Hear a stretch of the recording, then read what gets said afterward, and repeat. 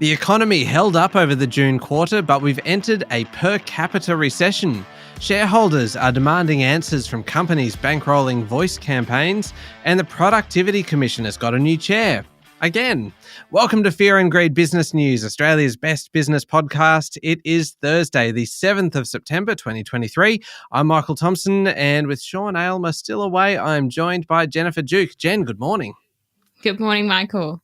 Now, you have a great chat coming up today with one of our favourite economists, AMP Deputy Chief Economist, Diana Messina.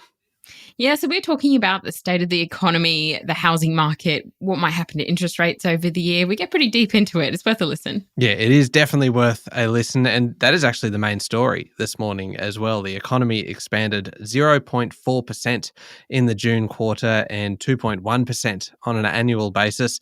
But we are actually in a per capita recession. Yeah, that's right, Michael. So on a per capita basis, GDP actually shrank 0.3%, and that's for the second quarter in a row. So basically that means that population growth outstripped economic growth for the last 6 months. And some of this is simply because our population is recovering post-pandemic, particularly in terms of international students returning. But Treasurer Jim Chalmers described the results as steady and sturdy in the face of unrelenting pressure. And while there are challenges ahead, he reckons we face them from a position of relative strength. Chalmers was also pretty quick to say that every fourth quarter we do tend to see per capita GDP growth fall back a little bit, but it's not actually that common to see it 2 quarters in a row. You mentioned the challenges ahead. What challenges are we looking at?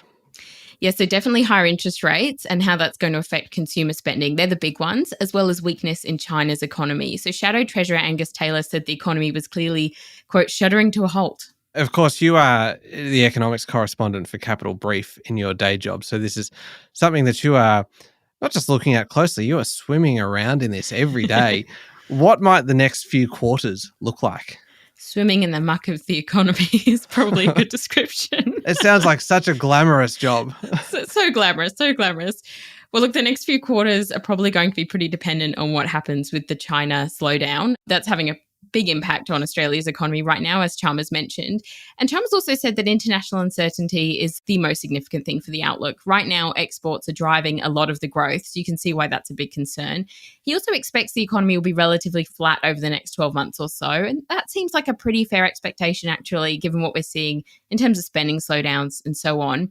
Beijing's actually trying to water down those concerns about their economy at the moment. The Chinese embassy in Washington was telling reporters this week that the post-COVID recovery would be bumpy from time to time, but that the country's fundamentals remain good and unchanged. All right, there is a fair bit in that. It was a very big day for the economy yesterday, so I would highly recommend sticking around and listening to your conversation with Diana Messina, which comes up after this. But first, we've got plenty more to cover. How did local markets perform yesterday, Jen? So the S&P ASX 200 closed down 0.8% to 7,257 points. And that's after a pretty weak day. There was only 2 sectors that saw an increase. That was energy and resources. Information technology and industrials were the worst performing. So the top performer was Domain, up 3.9%, followed by Telix Pharmaceuticals, up 2.5%. Packaging company Aurora fell 18.2%, and Cromwell Property Group was down 5.4%. Qantas actually had its strongest day in a while, with shares up 1.1% and a new CEO, Vanessa Hudson, and that's as the airline tries to move on from a rough few weeks of intense public scrutiny. That's just a little bit of good news for the airline because it has had a very rough trot. Now, what's happening in international markets? So the yen fell to a new 10-month low against the dollar this week, and that led to a warning from Tokyo officials that the Japanese government will take action if necessary. They're especially concerned about sharp movements in value rather than relative changes, and China's also worried about the higher US dollar. Bloomberg's intelligence gauge, which tracks Chinese property stocks, has risen to its highest level in 4 weeks, and that's following more policy support from Beijing to help the real estate market over there. And Research Affiliates founder Rob Arnott is warning that one of the US share market's most influential stocks, Nvidia, is a textbook story of a big market delusion. So he actually wrote in a note that the company is great, but has been priced beyond perfection. And he told Bloomberg that if it was a bubble and it popped, it could take down the whole market with it. Well, that sounds a tad ominous. Yeah, it's a pretty big call. It certainly is. All right, much more to cover. We'll be back in a moment with the rest of the day's business news.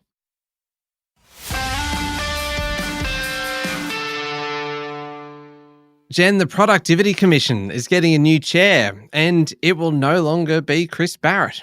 Yeah, so back in July, it was announced that Barrett was taking over the role from Michael Brennan for a 5-year term, but he's now pulled out of the position because he wants to stay with the Victorian government as Treasury Secretary.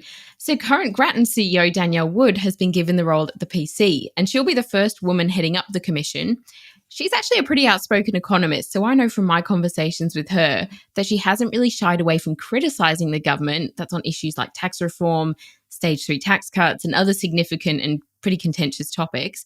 And Treasurer Jim Chalmers was pressed about this at a press conference yesterday, but he said he had no issues with her having her own views, which is pretty good, I think.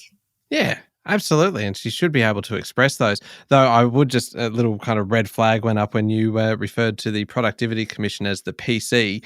Again, one of those things that show quite clearly that you have spent some time in Canberra. Far too much time. Far too much.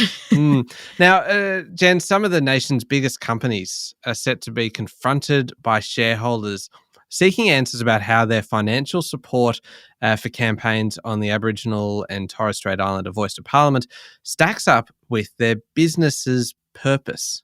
Yeah, so the Australian Shareholders Association Chief Executive Rachel Waterhouse actually told the Sydney Morning Herald that her investors are writing to companies at the moment about their concerns. So about 120 of their volunteer retail investor representatives who are at the association are going to use upcoming AGMs and meetings that they've organised with company chairs to ask for explanations about how voice donations align with company strategies. And a survey by the association found that 70% of respondents didn't support donations. That's to the yes or the no side of the campaign. Australian Tax Commissioner Chris Jordan has complained that a growing group of profitable small businesses are deliberately avoiding paying tax and superannuation. This is interesting. It is interesting. So Chris was actually up speaking at a Tax Institute summit in Melbourne yesterday, and he said that more and more he was seeing small businesses treating their debts to the ATO as a free loan. So unsurprisingly, he's not happy about that at all. He said it's unfair, it's unacceptable, and it needs to stop. And he's actually asking accountants and tax professionals to help him deal with the problem. So right now, the ATO is actually owed about $50 billion in unpaid tax debt, and small businesses responsible for $33 billion of that. Now, Chris acknowledged that some businesses are doing it tough, but he warned that they would crack down on deliberate tax avoidance, saying it was simply theft from the community. Now, Labor's Closing Loopholes Bill has come under attack by Roy Hill CEO Gerhard Veldsman. Veldsman was in Canberra yesterday for a Minerals Council of Australia event, and he said the industrial relations legislation will affect the mining industry's workforce in a negative way. Yeah, he reckons that the average salary in the resources sector is above $150,000 a year, and the same job, same pay rules that Labor's proposing would threaten that. So he went so far as to actually call it red tape, and he described it as the same colour as the front page of Karl Marx's Communist Manifesto, which is some fighting words indeed. Don't you just love it when a business leader is going to come out swinging and really just have a crack? That is a solid line. I mean, if you're going to go there, go the whole way. Yeah, absolutely. Well, look, Peter Dutton was also speaking at the same event, and he promised that the coalition was going to oppose the government's changes on this. There is pretty fierce opposition to these changes from businesses, and particularly the groups who are worried about the use of labour hire as their firms might be affected. The Commonwealth Bank, Jen, has bought a company from zero called Waddle. Waddle. Now, this is a company that had recently been written down to almost nothing, and it buys unpaid invoices off small businesses who need quick cash. So Waddle isn't a new business to CBA because they've been in partnership with them before, but the AFR says that buying it out completely is a step towards challenging NAB in business lending, and that's by broadening its offering. So Xero actually bought Waddle for $31 million in 2020, as well as an earn-out period of about $50 million, and it was started by three friends as a side hustle in Sydney. And CBA hasn't publicised how much it has paid for the business, but regardless, I think they're waddling all the way to the bank. Oh, that was so bad. That was terrible. And Commonwealth Bank is left with the bill. So bad. You sound like a quack, Michael. Okay, we need to move on. The New South Wales government is going to increase coal royalties for the first time in over 10 years in a bid to shore up the state budget. So coal royalties are going up 2.6%, and they're estimated to raise about $2.7 billion over the 4 years from 24-25 onwards. And this is to improve the financial position of the state, because in New South Wales Treasurer Daniel Mookie's words, to ensure the people of New South Wales get to share in the wealth. It's all part of the budget repair plan. But while The Australian is reporting that coal companies like Whitehaven Coal will be pretty annoyed about the increase, it's way below the royalty scheme in Queensland right now, which has levies at 7% for prices up to $100 a tonne, rising to 40% at $300 plus. Now, Prime Minister Anthony Albanese has announced 3 new initiatives to drive up investment between Australia and Southeast Asia. So the PM is in Jakarta at the moment for the ASEAN and East Asia summits. And a new report he commissioned last year was just published that warns trade with the region is failing to grow fast enough and is underdeveloped. So in response, the government's establishing an investment deal team at a cost of $70 million over the next 4 years to work with Aussie investors, Southeast Asian businesses and government bodies to kind of find opportunities together. There's also going to be a Southeast Asia business exchange and more support for Aussie exporters. Now, there are 75 recommendations from that report, so these 3 initiatives are likely just the start of a bigger expansion plan into the region.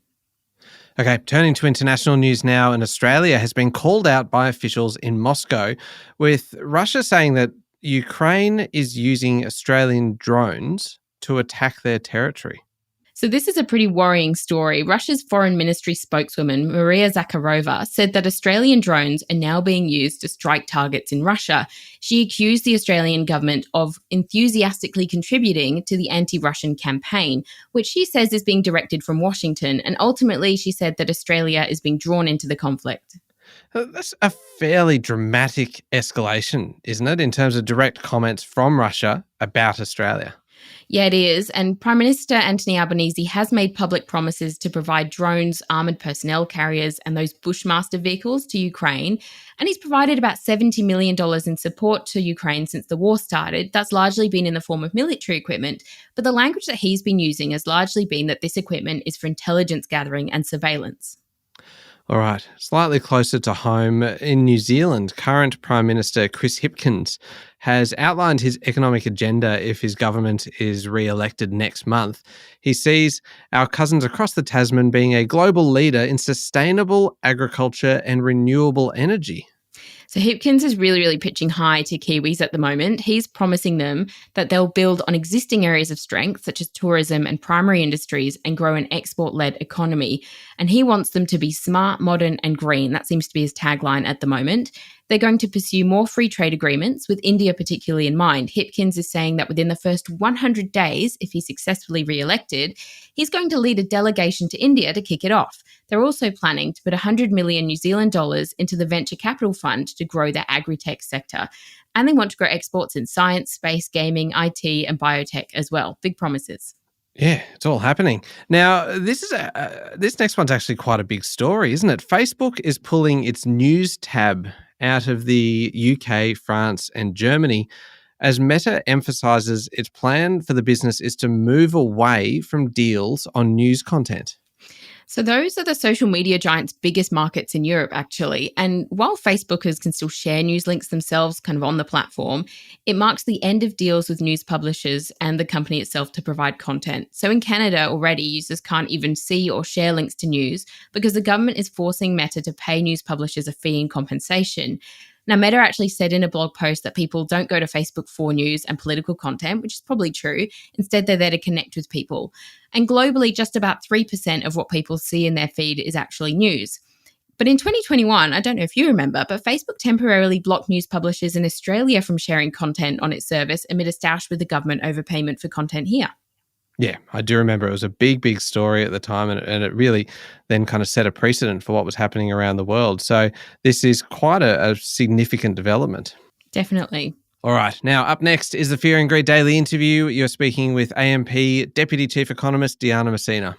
Yeah, we're digging right into those GDP stats, the issues facing the Australian economy at the moment, and kind of what the rest of the year might hold. Yeah, that is up next in the Fear and Greed playlist on your podcast platform or at fearandgreed.com.au. And don't forget to check out the new episode of How Do They Afford That, which came out yesterday. This episode is all about saving and investing for education, because obviously school fees and the like can be very, very expensive. And a lot of people want to be able to not have money put any limitations on education. That's really the motivation for this episode. So it is well worth a listen. You'll find that wherever you listen to podcasts, and I'll put a link in today's show notes as well. Thank you, Jen. Thanks so much, Michael. It is Thursday, the 7th of September, 2023. Make sure you're following the podcast and join us online as well on LinkedIn and Instagram, X and Facebook. I'm Michael Thompson, and that was Fear and Greed Business News.